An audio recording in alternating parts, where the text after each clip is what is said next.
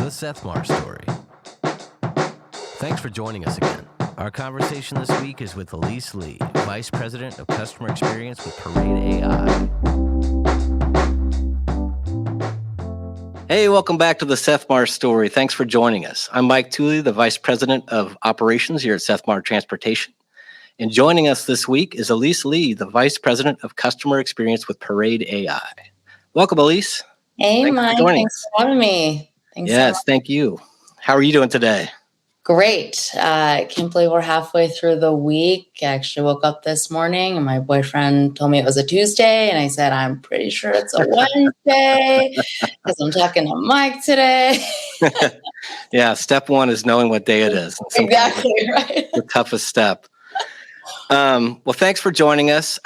Would you tell us a little bit about yourself? Yeah, absolutely. So I head up the customer experience team at Parade, and Parade builds digital tools for freight brokers. So we're really the only software company in the industry that focuses holistically and solely on brokers' needs.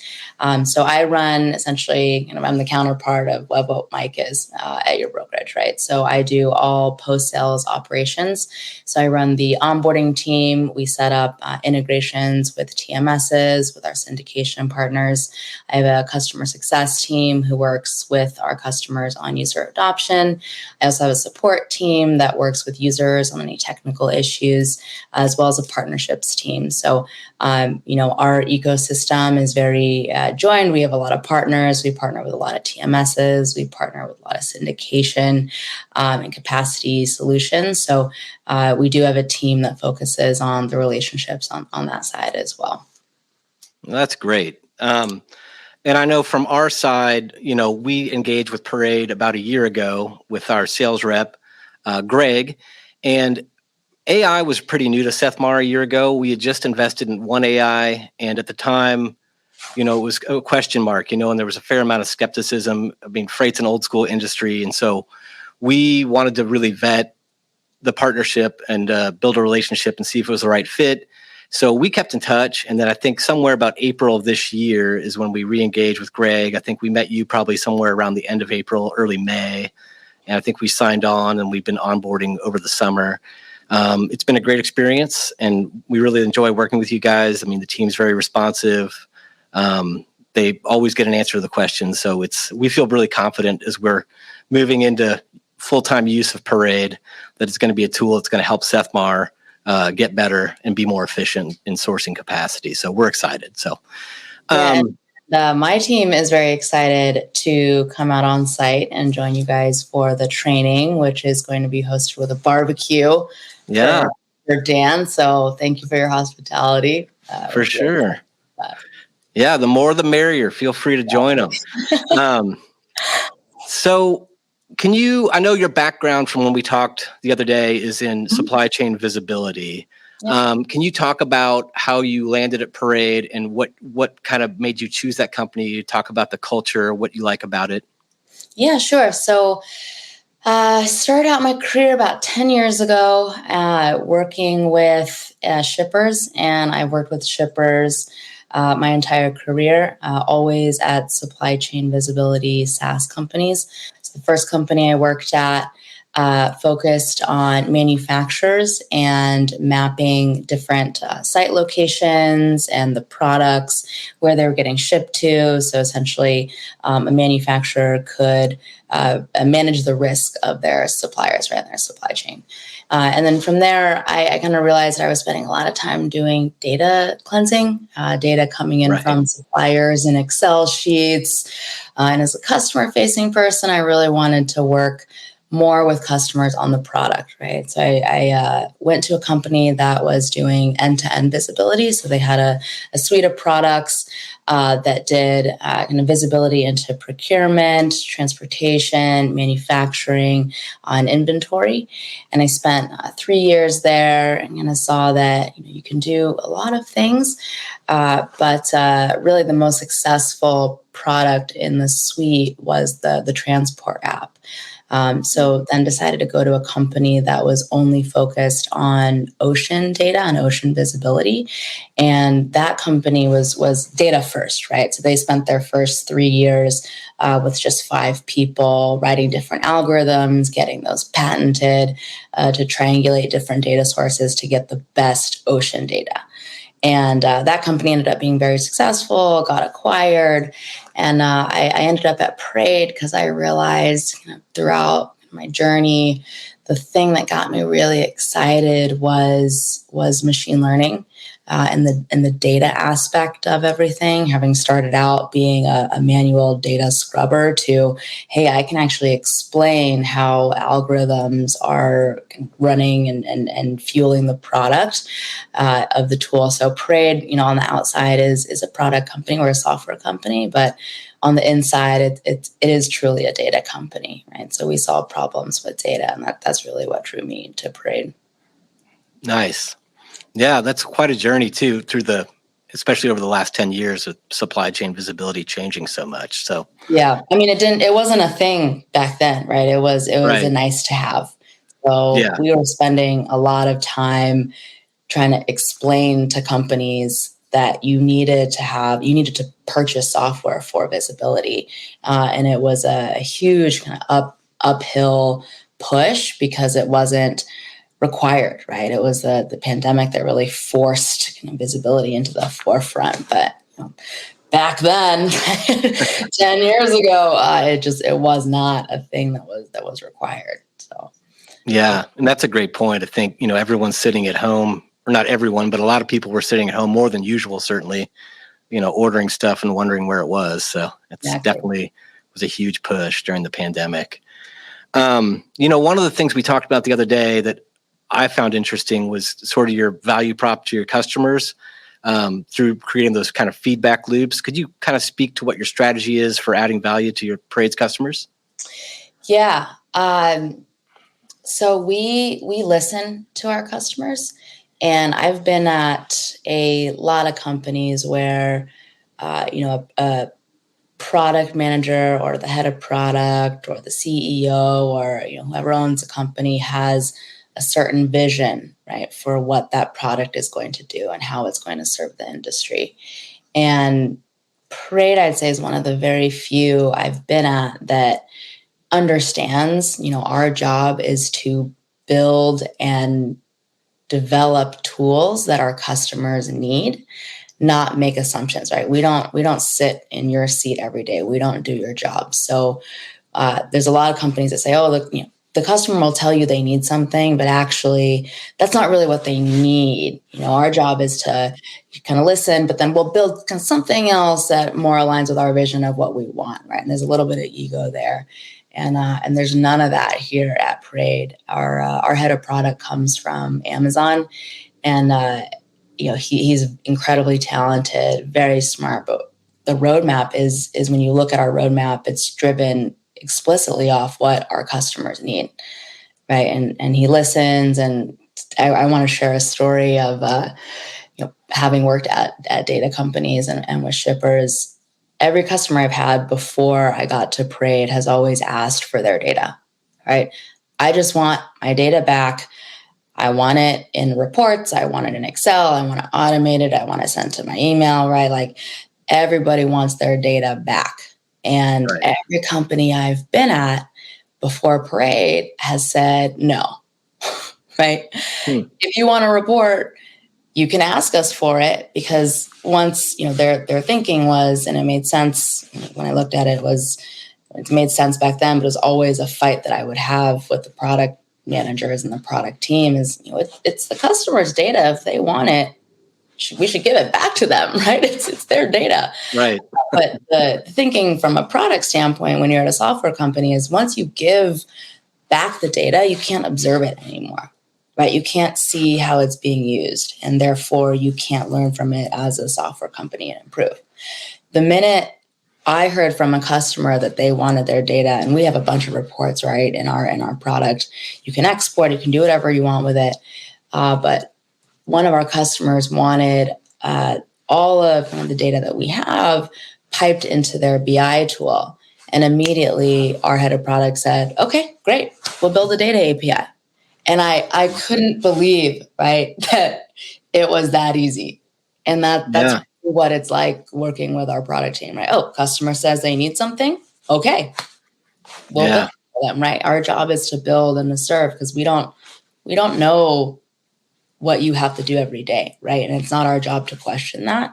It's our job to build what you need, right?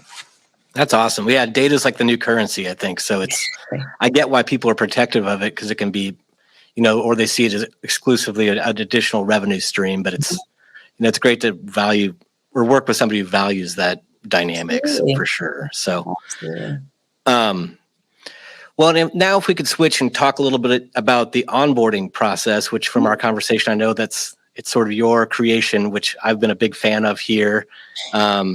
Do you mind if I share the 4 components? Yeah, please do. No, yeah. So it's onboarding, hypercare, thrive, and then reviews, business reviews, which I think is a great strategy. And when I heard that, I actually wrote it down. I was excited about it. I was like, we could implement something like this. It's a very well organized strategy. So if you would maybe talk about your creation of that process and, lessons learned and what you all put into onboarding a new customer and setting them up for success. Yeah, absolutely. I, having worked with enterprise companies for so long, there's 2 things that I've learned really matter, right? Having extreme clarity on your process. What are you going to do? At what points are you going to do them? I think the timing of everything is less important than the what are you going to do, right? Everyone in our industry is very understanding of things come up. We're working with a lot of different parties, right? It's less about, hey, let's get this done in exactly the amount of time we said we would, and more about always being very crystal clear about what we were going to do, what's left to do, what's been done. So that's one thing, is the process and transparency, clarity around the process. And the second thing is change management and adoption, right? An enterprise company, and really any company, especially even you mentioned it, right? You're not going to invest money into software if you don't understand how it's going to be used and how it's going to be successful, right? So we built that into our onboarding process, because change management is a lot of times an afterthought. Hey, let's just get customers live, and then we figure out how we'll get them adopting it later. And for us, onboarding is a part of that change management, right? We want to bring the users in. We want to get their feedback, right? And that's why we build in this hypercare period of, after we get everything set up, we want to dedicate a couple of weeks where we have engineering resources to remove any blockers that the users say, hey, this thing in particular is blocking my workflow, right?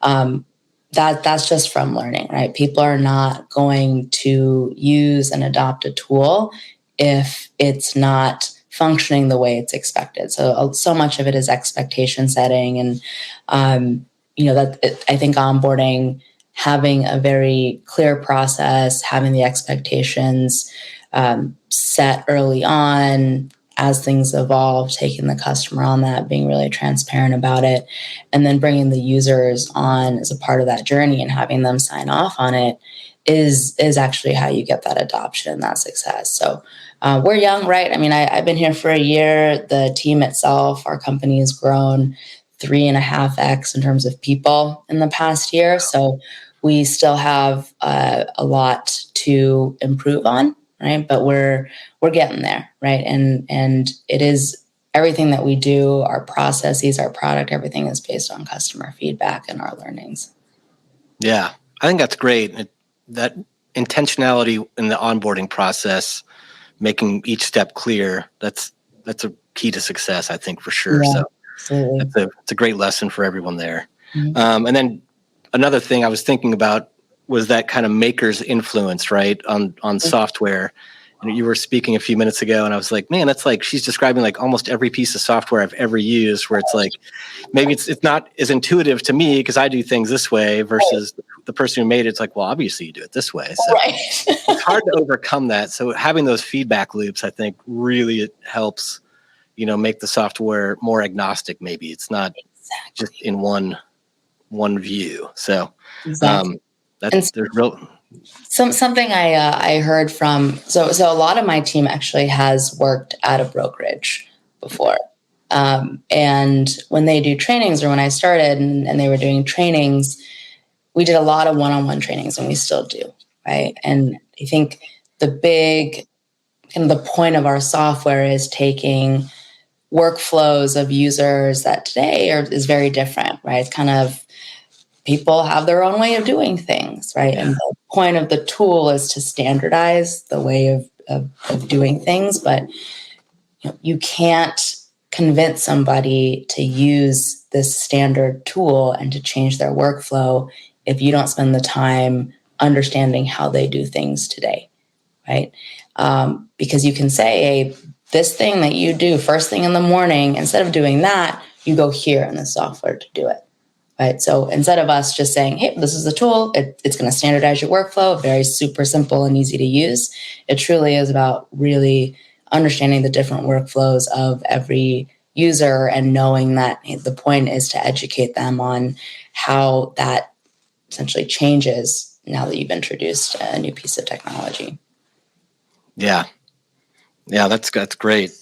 I wanted to shift gears here and kind of just talk about AI in transportation. I think we talked the other day, and I've said it seems like a lot of friendly competition with different AI companies. I know whenever we'll talk to somebody, we'll say, "Oh yeah, we work with so and so," and I was like, "Oh, a bunch of great people over there," So, but at the same time, like it's over time, there's overlap and stuff like that. But where do you guys, or where's Parade's kind of position? And in what role do you play in that current kind of AI? I mean, we know it's capacity sourcing, but where do you guys see yourselves now versus what your role will be here in a year or so, or what direction you're moving?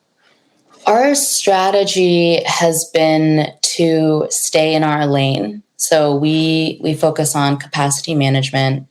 That's a category that we created, and we have intentional partnerships with pretty much all the providers in a broker's tech stack in the industry. And we stay in contact with them and make sure the relationship is very solid because we want to know what the direction they're going in, because we don't want to essentially swim in someone else's lane, right? And we make it very clear that we want to be, I think the analogy that our head of sales uses, we want to be the Switzerland, right? We want to be the piece of software that every broker can always use no matter what other tools they have in their tech stack, right? So we will continue with that. For us, we don't build anything or try to build anything that overlaps with any of our partners, because that immediately reduces our ability to serve every broker in the industry, right? So that's our strategy. That's how we've been operating. That's how we will continue to operate. Any new products we build are to serve our brokers' ability to get, again, more capacity, right? And manage their capacity better and more efficiently. So all features and all roads for us do lead back to capacity management. Nice. And then obviously we talked about supply chain visibility, but AI is also a new component to transportation, especially. Where do you think we are, or where do you see us? And I say us as a transportation, industry, with the adoption of AI, and how far down the road are we with AI being a disruptor really to traditional methods within the transportation industry? We are. I think I've been noodling on this question because it's a brain teaser, right? It's a really good one. We have done a lot, but we have a lot of opportunity left, right? And I think the biggest hurdle to kind of AI being truly transformative in the industry is the getting over the fear or the hurdle of people understanding that when they hear AI, it doesn't mean my job is going to be replaced, right? Automation is it's truly just a way to have machines do things that humans don't want to have to do, right? One of the first products that our founders built was a neural language processing algorithm that reads truck list emails, right? And a machine can read millions of emails faster than a human ever could or ever want to, right? You don't want to do those things. So maybe somebody does. I don't know. nobody wants to, right? And that's I think it's an education piece, right? The more people start to see AI as a tool, the more our industry can ask AI to do more for us, right? And I think also remembering that it is humans, it's us that's coding these algorithms, right? It's not this force that comes out of nowhere and just decides to be a broker one day, right? It's not like that at all. It's not this scary, ominous thing. It's truly people coding things that people have said or our customers and brokers have said they just don't want to do, right? And so I think we have a lot of opportunity. There's so much more we can do with machine learning, with AI, but we can't do it until everyone in the industry, and I really mean everyone, right? Because we're all in supply chain, everyone is interconnected, right? If one player doesn't want to play ball, you got to sit it out, right? Right. Yeah. We all depend on each other, and so I think that's the biggest hurdle to get over. And once one day everyone wakes up and understands the power of machine learning and understands the power of AI, I mean, we will just grow exponentially, right? There's really no limit. The only limit we have today is actually, ironically, people getting over, and I don't mean getting over, but truly understanding and asking for machine learning and AI to help out. Right. I think everyone's seen those Terminator movies. They know where this goes. Exactly. That's exactly what we think. Yeah. That's a great point. And what I've learned about AI over the last year, just with our two integrations, is the more data you feed it, the more tuned it gets. And as a musician, when the data scientist guy was like, "We need to tune the," I was like, "Oh, that makes sense." Yeah. So it's an important component, but yeah, people are resistant to change, and obviously, self-preservation may kick in, and they're like, "Well, I do that all day. What am I going to do if the computer does that?" So it's exactly, and it's a completely fair fear, and it's a completely fair point, and I think it's up to leaders like yourself at companies to educate and bring their team along, and show them how it's going to help. Right, it's not going to replace. And make that commitment. But to your point, the data tuning, and a product is only as good as the data you give it, right? And the more data you feed it, the better it gets. And for us, we upload 12 months of historical data, but the usage piece of our product is an input into the algorithm, right? So if you don't have people using it, then it's not actually going to do the things you need it to do, right? And so that's exactly as you said, it's tuning it, but it's the person. So again, the AI and the machine learning is relying on the person feeding it information. Right. And just understanding it's a tool, another tool in the tool belt that, it's not a replacement for people. So nope.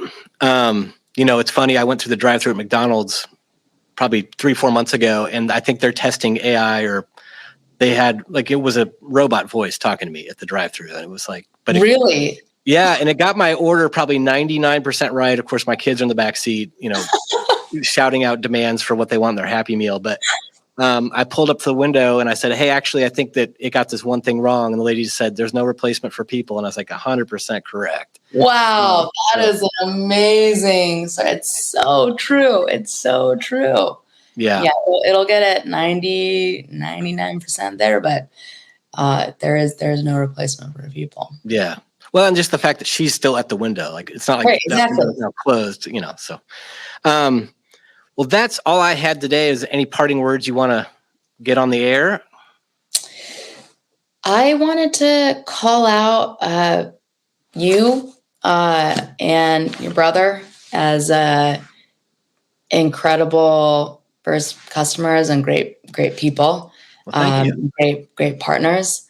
I vividly remember being on the call with you guys when we were going through the sales cycle, and you were asking very pointed questions. You have clearly done this before. You've introduced technology before. And I just knew from that conversation, this would be a successful implementation. It would be a successful onboarding, and there would be successful adoption. And I just want to call out leadership is incredibly important, right? When you decide to pick technology, when you decide to do anything with your business, it is the leaders that drive the change. And I do want to call out you and your brother for being great leaders and building a culture within your company that allows for tools like ours to be successful, right? And to get into the hands and to help more people. So just thank you for being phenomenal at your job, right? Being phenomenal at leadership and allowing us to be a part of your journey.